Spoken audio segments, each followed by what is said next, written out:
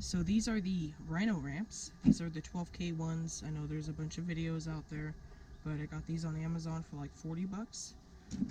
I've noticed that they do flex if it's on uneven pavement.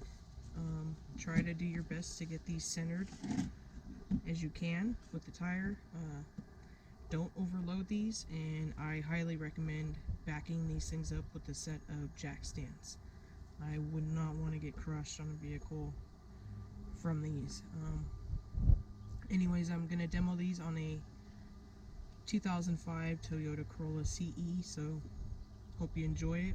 Don't forget to like and subscribe.